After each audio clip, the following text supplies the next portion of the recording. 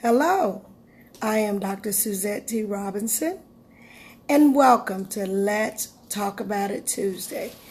I'm sitting at my desk and I was doing a case study, and this case study is dealing with a particular client that's dealing with a thyroid issue. So today we're going to talk about hair loss and thyroid disease, okay? So, as I said earlier, people wanted to know, or some have asked me, does thyroid issues have anything to do with hair loss? Yes, and I'm going to explain why. You got two types of thyroid issues. You got the hypo and you got the hyper, okay? And dealing with those, both will cause hair to be diffused throughout the whole entire head, not just certain places, but the entire head, okay? So we're going to kind of talk about that a little bit, and let me explain what hypothyroid is. It's when your thyroids are underactive, and the hyper is when it's overacting, okay?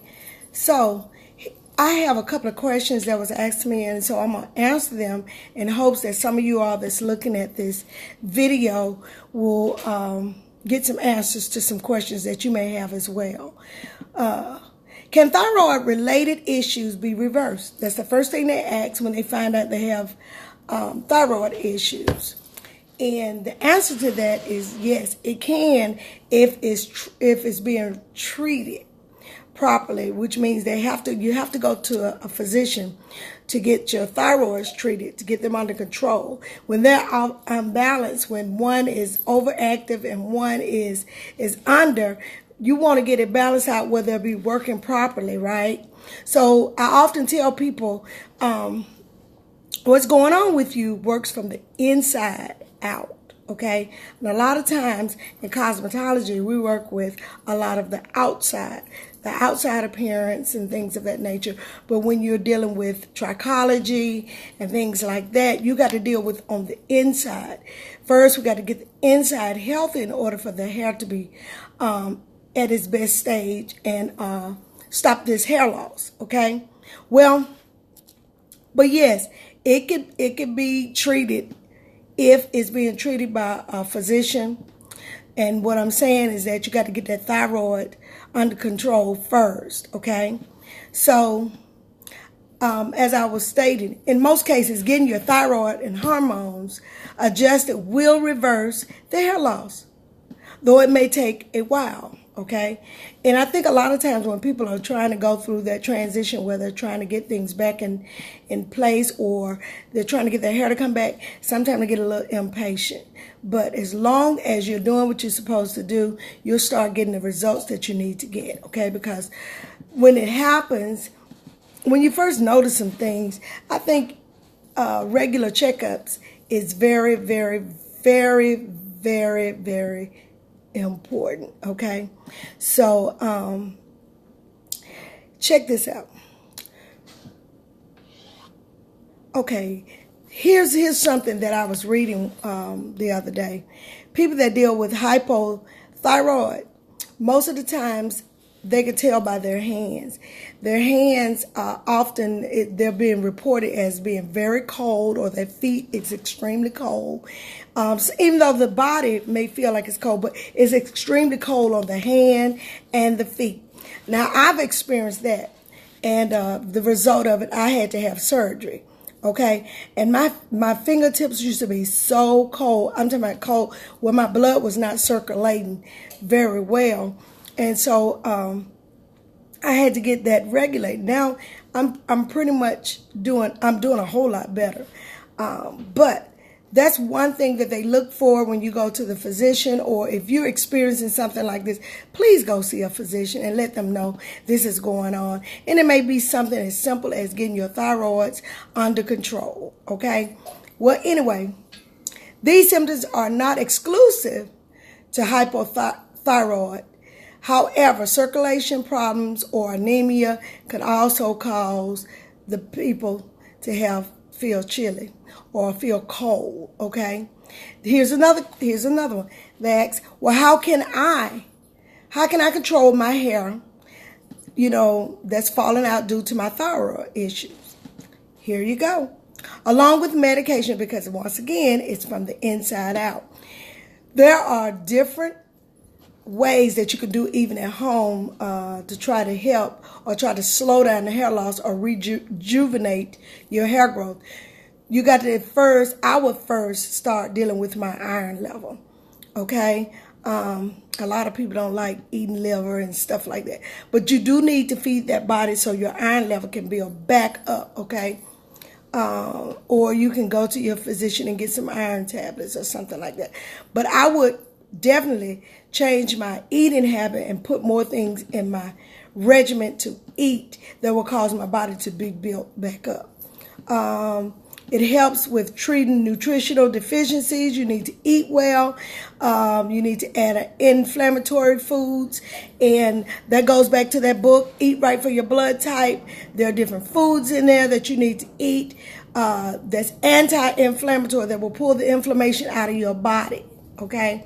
You need to consider herbs, which means that a lot of times, because we're so busy now, we're on the go all the time, so we may pick up foods here and there, not really paying much attention about what's really going into the body. But slow down.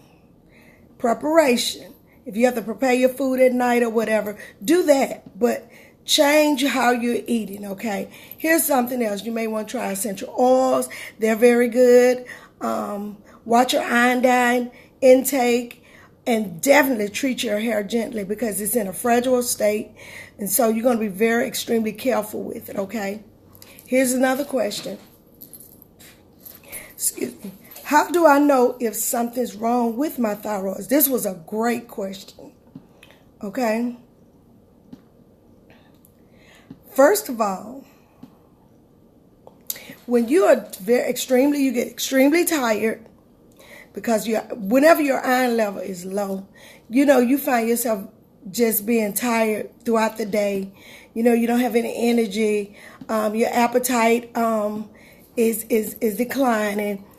So these are things you got to watch out for, because you will have like excessive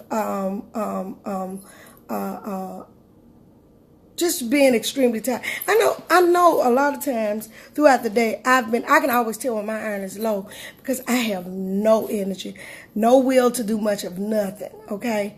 And so it lets me know my body is lacking something. Think about a car. If you don't put gas in the car, that car will, as it's going, the gas is leaving the car, your car will eventually stop because it don't have any fuel to keep going. So you're either going to stop, refuel.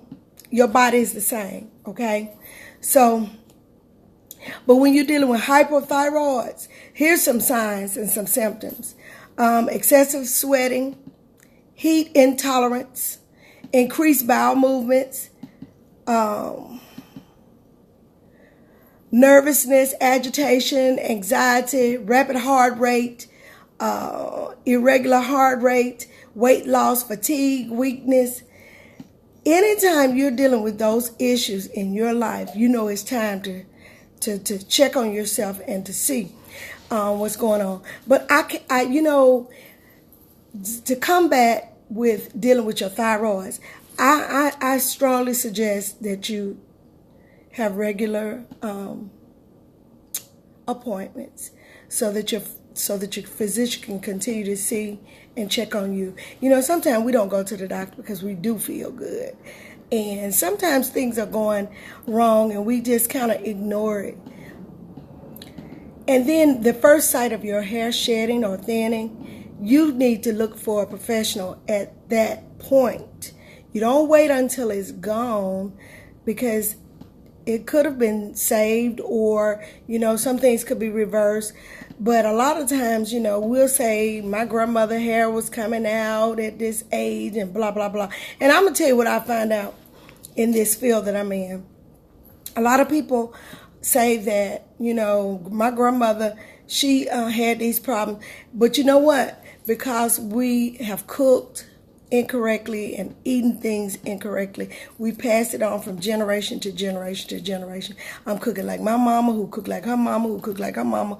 And so you're going to have all these problems because you're carrying on a traditional thing. It's going from one generation to the next. But when you learn better, you need to do better. So you realize that certain things we have eaten in the past that just not good for us, but because we like it. And I realize there's things that I eat that's just really not good for my body. And so I give good information, but I got to follow it as well. So today I talked to you about hair loss and thyroid disease, and this was just the tip of the iceberg. It's so much information about it. I want to encourage you to study, Google it, find out. And pay attention to your body. Your body's always talking, but a lot of times we're not listening. So in order for us to be very productive and to continue to have what we need, we got to do what it takes. And so as I was sitting up here going over her charts and stuff, and I just thought I wanted to talk a little bit about it. If there's any questions that you have about thyroid and hair loss, and you want some answers, please inbox me at p2pinformation7@gmail.com. That is p2pinformation7@gmail.com. And I will get answers back to you. Or you can drop me something on Facebook, Twitter, whatever social media that you're looking at this video on. You can contact me, and I will try to get you information that will help you. As we learn, as we grow to learn, we must implement those things that we've learned in order for us to live a productive and healthy life. Once again, this is Dr. Suzette Robinson on Let's Talk About It Tuesday.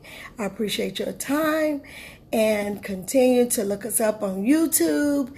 That's at P2PBham. I can be found on Instagram, Twitter. So just look us up, and wherever I can drop some information, I promise you I will. Once again, thank you so much. Have an excellent afternoon, and be blessed. Live.